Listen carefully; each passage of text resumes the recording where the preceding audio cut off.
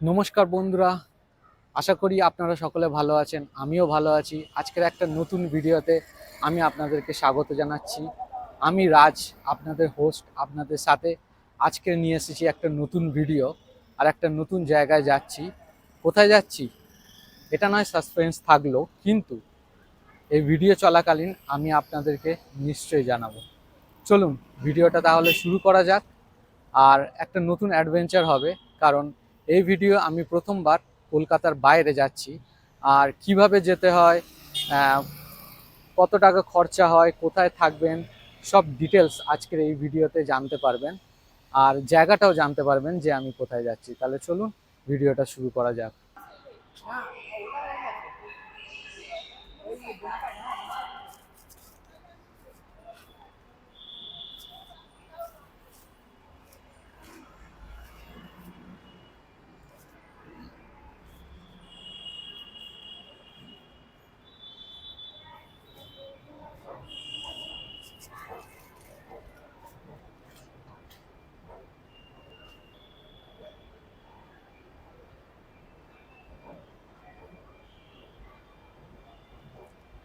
এখানে চলন্ত সিঁড়ি রয়েছে, এলিভেটর।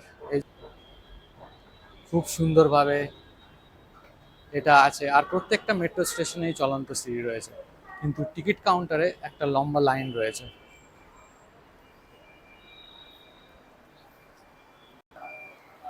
এই যে টিকিট কাউন্টারের লাইন, অনেক লম্বা লাইন রয়েছে। প্রায় আমার আগে আশা করি 200 জন হবে।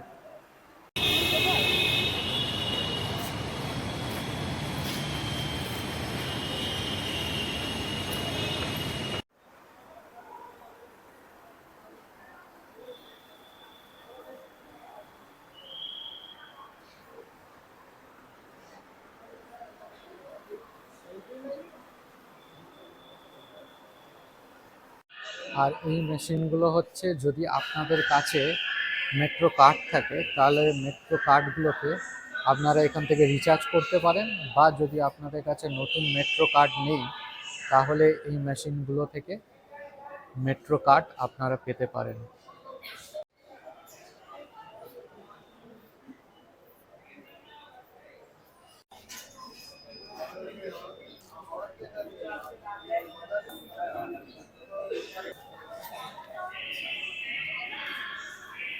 হাওড়া স্টেশন একটা, হ্যাঁ, 30 টাকা খুচরো হবে না? আমার কাছে এই 100 আছে, 100 তাহলে করে দিন।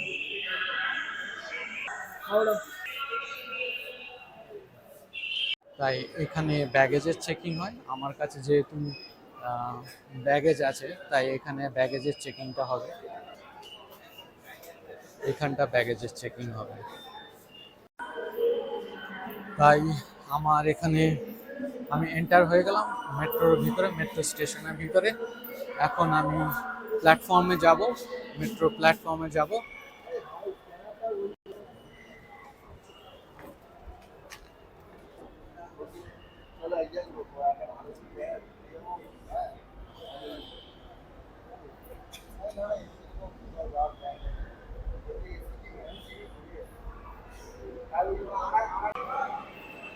দেখতে পাচ্ছেন সেখানে, হ্যাঁ যাবে, দেখতে পাচ্ছেন সেখানে ট্রেন এসে গিয়েছে। তাই মেট্রোর ভেতরে এবার এন্টার হব। সরি, অনেকক্ষণ ওয়েট হয়েছে। সামনে যে ব্যারিকেড রয়েছে, ব্যারিকেডটা খুলবে, তারপরে মেট্রোর গেট খুলবে, তারপরে এখান দিয়ে এন্ট্রান্স হবে।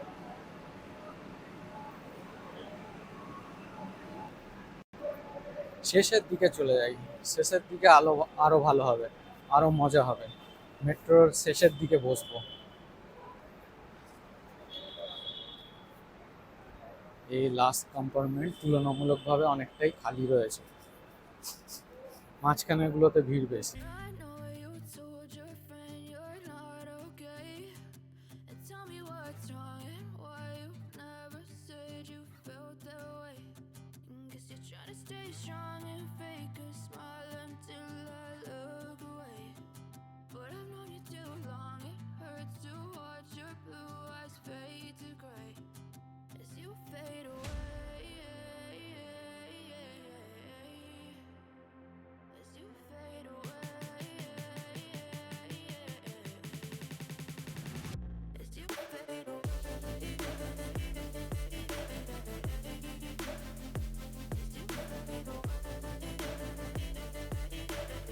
আমি হাওড়ার মেট্রো স্টেশনে পৌঁছে গিয়েছি। এখন হাওড়ার মেট্রো স্টেশন থেকে আমি যাব হাওড়া রেলওয়ে স্টেশনে। তাহলে চলুন যাওয়া যাক। মেট্রো চত্বরে থুতু ফেলা, বর্জনা ফেলা, প্লাস্টিকের বোতল ফেলা নিষিদ্ধ, অন্যথায় 500 টাকা জরিমানা দিতে হবে। এখানে এলিভেটর গুলো করে দিয়ে অনেক সুবিধা করে দিয়েছে, যাত্রীদের ওঠা নামা, নিচে ওঠা নামা সবকিছু সুবিধা করে দিয়েছে। এটা একটা ভালো ব্যবস্থা। যারা বয়স্ক হবে বা যারা উপরে উঠতে বা নিচে নামতে পারবে না, তো এটা খুব সুবিধা হবে তাদের জন্য। তারা দাঁড়ালে উপরে উঠে যেতে পারবে, আবার তারা নিচেও নেমে যেতে পারবে, দুই দিকেই আছে। দেখুন, মেট্রো চত্বরে থুতু ফেলা, বর্জনা ফেলা, প্লাস্টিকের বোতল ফেলা নিষিদ্ধ, অন্যথায় মেট্রোতে আসলে এভাবে সুন্দরভাবে যেদিকে আপনাকে ডাইরেকশন দিয়ে দিয়েছে যে এক্সিট এদিকে আছে, তো এদিক দিয়ে কোনো অসুবিধা হবে না। মেট্রোর ভিতরে ঠান্ডা পানীয় ভরা বা যে কোনো শুদ্ধ পানীয় ভরা ব্যবস্থা এখানে আছে। এক্সিট গেট সামনে। এক্সিট তো এদিক দিয়ে হলো না, এদিক দিয়ে নিচ্ছে না, অন্য দিক দিয়ে নেয় কিনা দেখা যাক। ফেলা, বর্জনা ফেলা, প্লাস্টিকের বোতল ফেলা নিষিদ্ধ, অন্যথায় 500 টাকা জরিমানা দিতে হবে।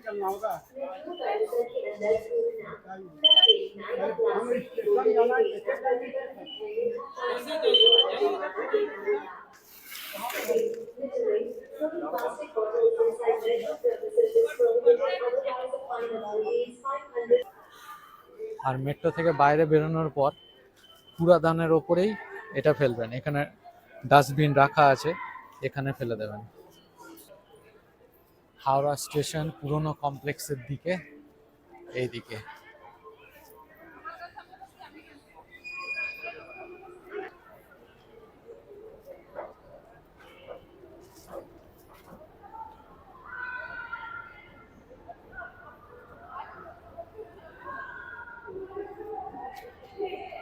সিঁড়িটা অনেক লম্বা, কিন্তু যেহেতু এক্সকালেটর আছে তাই রেহাই। না হলে এই জায়গায় যা কষ্ট হবে, কেউ যদি উঠবে বা নামবে নিচে তাহলে অনেক কষ্ট হয়ে যাবে। কিন্তু যেহেতু এই সিঁড়িটা এখানে রয়েছে তাই অনেকটা কষ্ট সেভ হয়ে যাচ্ছে। তাই ধন্যবাদ ইন্ডিয়ান রেলওয়েকে, মেট্রোতে খুব সুন্দরভাবে ব্যবস্থা করা আছে।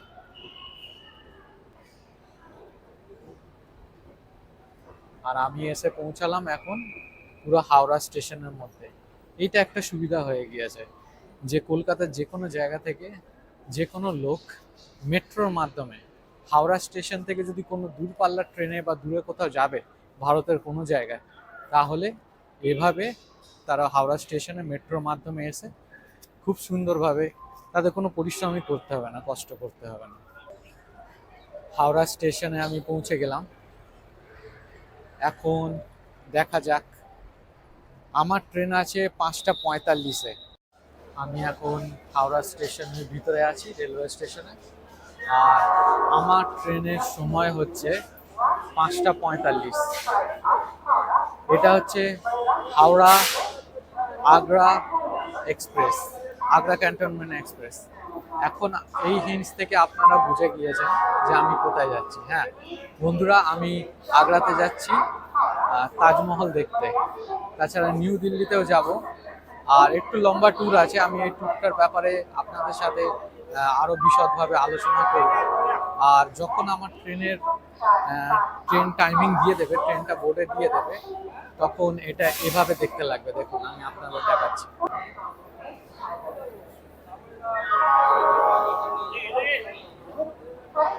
তো বোর্ডের এই জায়গাটা এখন, হ্যাঁ এখন ট্রেন টাইমিং দিয়ে দিয়েছে, কিন্তু আমার ট্রেন টাইমিং এখনো নেই। তো বন্ধুরা, আমি আপনাদেরকে দেখাবো, আমার সামনে হাওড়া মেট্রো ফুড কোর্ট, আর ঠিক তার পাশেই রয়েছে এটা হাওড়া মেট্রো স্টেশন।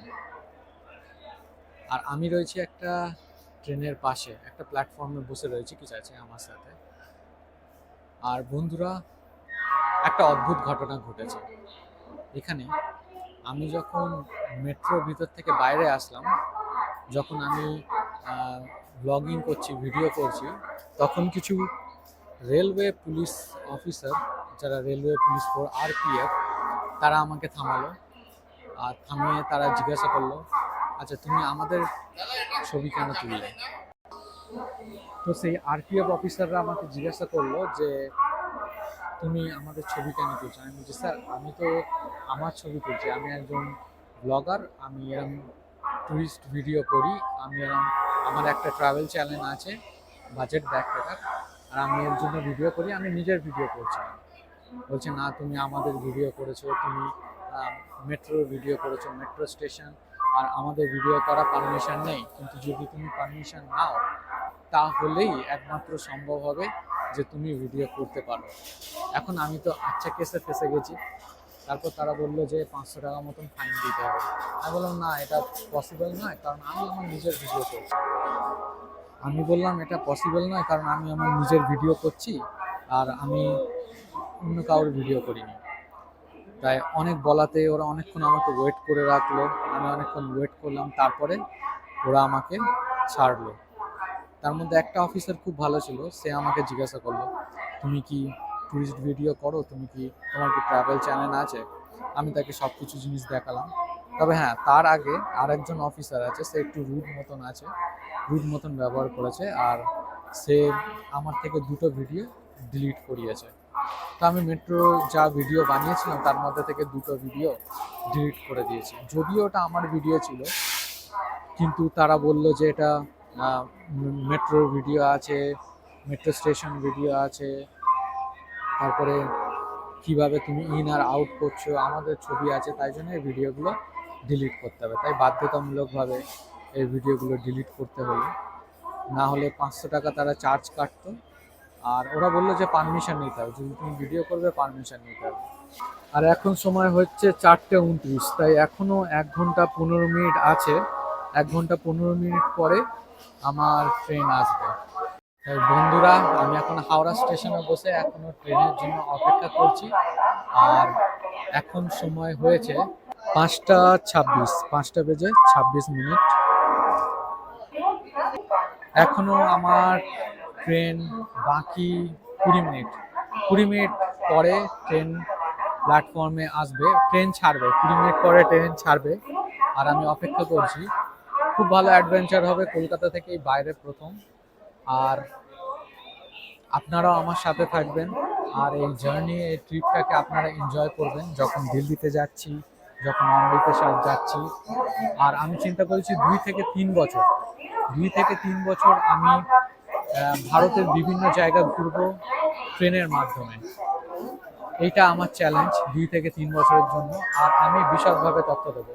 এখন যে ট্রেনটায় আমি যাচ্ছি হাওড়া থেকে আগ্রা পর্যন্ত, এটা হাওড়া এজিসি এক্সপ্রেস 20975, 20975 হাওড়া এজিসি এক্সপ্রেস। হাওড়া থেকে 5:45 এই ট্রেনটা ছাড়বে। তাই বাকি আপডেট ট্রেনে উঠে বা যখন ট্রেন আসবে তখন আমি আপনাদেরকে দেব। তাই আমার সাথে থাকুন, আমার পাশে থাকুন। আর যারা যারা নতুন এই চ্যানেলকে এখন সাবস্ক্রাইব করেনি তারা সাবস্ক্রাইব করতে পারো বাজেট ব্যাকপ্যাকার চ্যানেলে। আর এর জন্য আপনারা সার্চ বারে লিখতে পারেন @budget backpacker Raj, BUDGET BAGPACKER RAJ, budget backpacker Raj @ দিয়ে বাজেট ব্যাকপ্যাকার রাজ লিখবেন, আমাকে সার্চ করতে পারেন। আর কলকাতার ভিডিও আপনারা যারা যারা দেখেননি, তাহলে কলকাতার ভিডিওগুলো আপনারা আমার ইউটিউব সাইটে গিয়ে দেখতে পারেন, ইউটিউব চ্যানেলে গিয়ে দেখতে পারেন। আর সেখানে বিশদ তথ্য আমি বলিনি, কিন্তু আমার আরো একটা চ্যানেল আছে, সেই চ্যানেলে আমি কলকাতার বিশদ তথ্যগুলো বলেছি, যেমন টিকিট প্রাইস কত, বা কত সময় থেকে কত সময় এটা খোলা থাকবে, বা কেউ যদি বাইরে থেকে আসবে কলকাতায় সে কোথায় কোথায় যেতে পারবে। তাই এইগুলোকে আমি বলেছি। তাই আমার চ্যানেলে ভিজিট করুন, আরেকটা চ্যানেলে, সেখানে আপনি সমস্ত কিছু ইনফরমেশন পেয়ে যাবেন। ওই চ্যানেলের নাম budget backpacker info. Howrah Agra express দেখতে পারবেন, লাল লেখার নিচে আছে Howrah Agra express. Train timing দিয়ে দিয়েছে 5:45, 8 নম্বর প্ল্যাটফর্ম থেকে ছাড়বে। তাই ট্রেন এখন প্ল্যাটফর্মে এসে গেছে। তা চলুন দেখা যাক। 8 নম্বর প্ল্যাটফর্মে যাব, Howrah Agra express 20975 Howrah Agra express. 20975 Howrah Agra express platform number 8 নম্বরে আছে। চলুন দেখা যাক।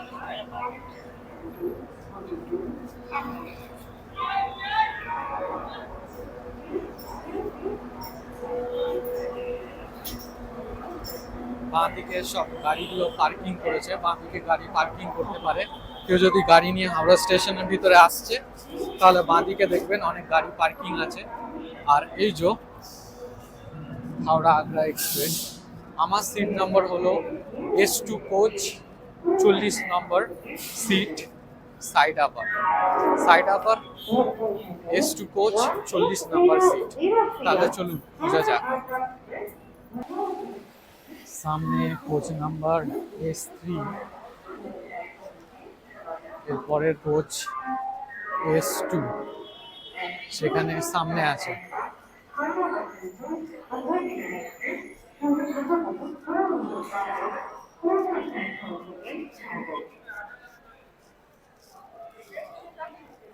এই কোচ S2, আমরা এই কোচে উঠবো।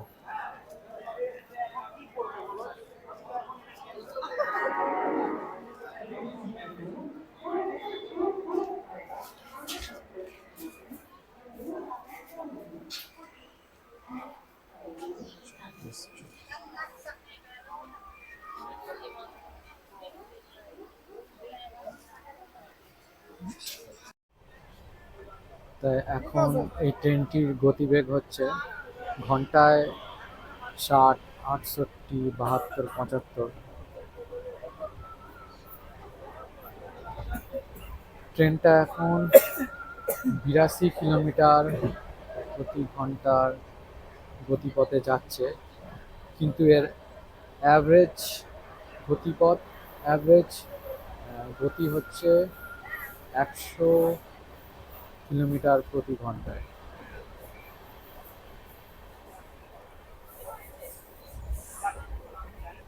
পঁচানব্বই কিলোমিটার প্রতি ঘন্টায় এটা যেতে পারে, এখন সেটি 85 কিলোমিটার প্রতি ঘন্টায় যাচ্ছে। চলার পথে এই ট্রেনটি 34টা স্টেশন পার করে যাবে। তার প্রথম গন্তব্য হাওড়া স্টেশন থেকে ছাড়ার পর বর্ধমান। বর্ধমান স্টেশনে প্রথম এই ট্রেনটি থামবে, তারপর দুর্গাপুর, আর এভাবে 34টা স্টেশন পার করে যাবে।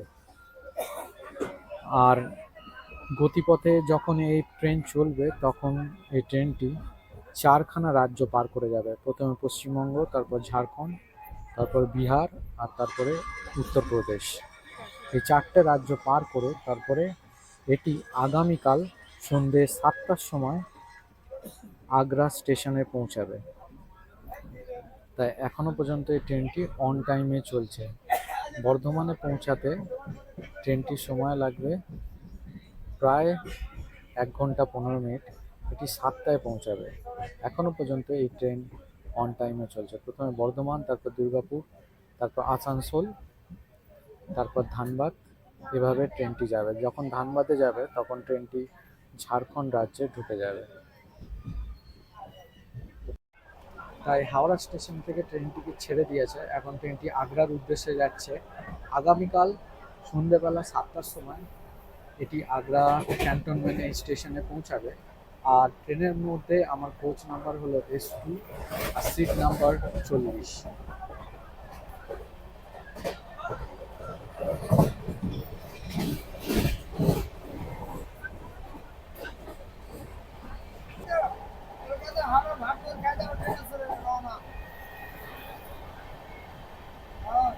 তাই বন্ধুরা, আমাদের যাত্রা 1 ঘন্টা 15 মিনিট হলো, আর এর মধ্যে গাড়ি ঢুকেছে বর্ধমান জাংশন। ঠিক 7টার সময় বর্ধমান জাংশন স্টেশনে এই ট্রেন ঢুকেছে।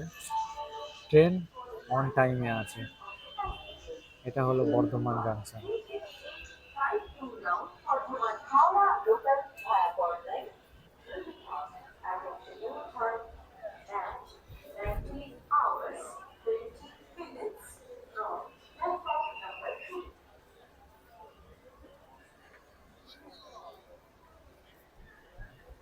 হাওড়া আগ্রা এক্সপ্রেসের প্রথম স্টেশন বর্ধমান স্টেশন। এখনও 33খানা স্টেশন বাকি আছে, তারপরে এটি আগ্রায় পৌঁছাবে আগামীকাল।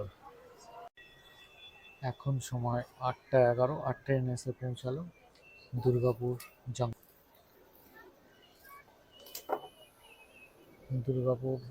জংশন।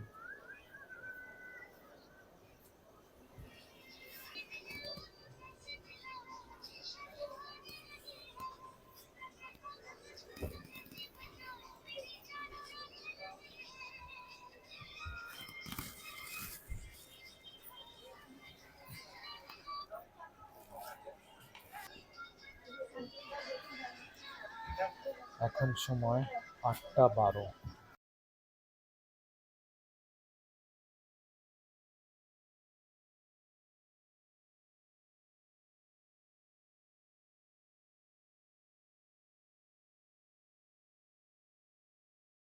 এখন ঘড়িতে সময় হচ্ছে 9:58, আর ট্রেন এসে পৌঁছালো আসানসোল। 8:58 বাজে, আর এখন ট্রেন এসে পৌঁছালো আসানসোল। এই আসানসোল স্টেশন।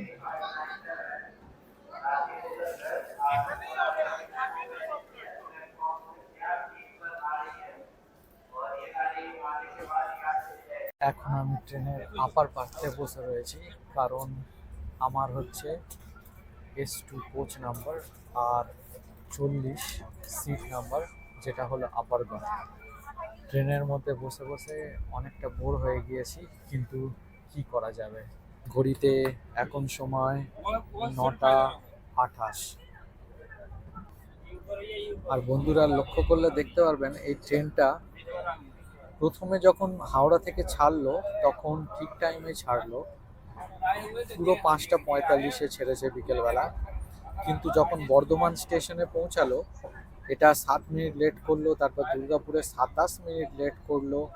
সেখানে 7:46-এ আসার কথা ছিল, সেখানে 8:13-তে এসছে। আসানসোল জংশনে আসার কথা ছিল 8:30-এ, কিন্তু সেখানে 8:59-এ এসেছে, প্রায় 9টার কাছাকাছি এসেছে। আর এখন ট্রেনটা ধানবাদ জাংশনের আগে। ধানবাদ জাংশনে ট্রেনটা ঢুকে গেলে তাহলে এটা ঝাড়খণ্ডের মধ্যে ঢুকে যাবে। এখন সময় 9:30, আর এই সময় আমি খাওয়া দাওয়া করবো। আজকে দুপুরবেলা যখন বাড়ি থেকে বেরিয়েছিলাম তখন ডাল ভাত আর মাছ ভাজা খেয়ে বেরিয়েছিলাম, কিন্তু আসার সময় আমি অনেক স্ন্যাক্স নিয়ে আসছি, আপনাদেরকে দেখাবো। ওইটা আমার হাফ মুন ব্যাকপ্যাক, এটা 45 লিটারের। আর আমি এই ব্যাগটায় করে অনেক স্ন্যাক্স নিয়ে আসছি। এই ব্যাগটায় করে এখানে চিপস আছে, কেক আছে, কিছু ড্রাই ফ্রুট আছে। আর দুপুরবেলা আমাকে রুটি আর আলু ভাজা বানিয়ে দেওয়া হয়েছিল, সেই রুটি আর আলু ভাজা নিয়ে এসেছি। সন্ধ্যাবেলা 7টার দিকে আমি এরকম একটা কেক খেয়েছি। এরকম একটা কেক আমি দুটো কিনেছিলাম, একটা সন্ধ্যাবেলা খেয়েছি, একটা কাল সকালবেলা খেয়ে নেবো। এটা মডার্নের ক্রিম ট্রিট, খুব ভালো। এটা কেক না, কিন্তু পাউরুটির মতো, কিন্তু ভিতরে চকলেটের স্টাফিং করা আছে। তাই এখানে রয়েছে আলু ভাজা, এখানে রয়েছে রুটি। আমি 4টে রুটি নিয়ে এসেছি। আমি রাত্রিবেলা করে রুটি খাই না, আমি দুপুরেও ভাত খাই, রাত্রিবেলা ভাত খাই, কিন্তু 4খানা রুটি নিয়ে এসেছি। যদিও রাত্রিবেলা আমি রুটি খাই তাহলে 3টে খাই, এটাই ম্যাক্সিমাম, কিন্তু 4খানা আজকে খাবো। আর যদি না খেতে পারি রেখে দেবো, কালকে সকালবেলা খেয়ে নেব। বাড়ি থেকে খাবার বানিয়ে নিয়ে আসার কারণ হচ্ছে ট্রেনের মধ্যে খাবার পাওয়া যায়, কিন্তু ট্রেনের খাবার বন্ধুরা আপনারা তো জানেন ট্রেনের খাবার অতটা ভালো না। যদি আমি ট্রেনের খাবার কখনো খাই, আমি একবার দুবার খেয়েছিলাম, স্বাদ আর কোয়ালিটি অত ভালো ছিল না। খাওয়ার পরে আমি অসুস্থ হয়ে পড়েছিলাম। তাই ট্রেনের খাবারের থেকে বাড়ির বানানো খাবারই বেস্ট। কিন্তু এখন অন্য জায়গায় যাচ্ছি, আমি জানি না কতটা কি পাবো, কিন্তু আমি চেষ্টা করব যাতে খুব ভালো হাইজেনিক কোনো খাবার, আর ভালো খাবার, ফ্রেশ খাবার, গরম খাবার দেখব।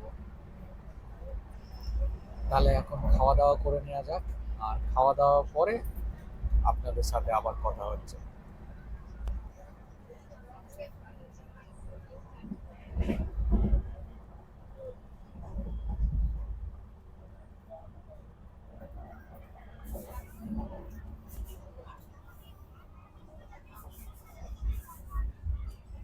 মুঘল সম্রাট শাহজাহান তার স্ত্রী মুমতাজ মহলের জন্য নির্মাণ করেছেন। তাজমহলের নকশা তৈরি করেন Ustad Ahmad Lahori. Without guide you just walking, তাজমহলের মেন এন্ট্রি গেট। এই গাড়িগুলো আপনাদেরকে নিয়ে যাবে তাজমহলের গেট পর্যন্ত। এটা কিন্তু একটু অদ্ভুত ধরনের একো হবে। যমুনা নদীর পাশেই তাজমহল। ভোরের আলো এখনো পর্যন্ত ফুটেনি।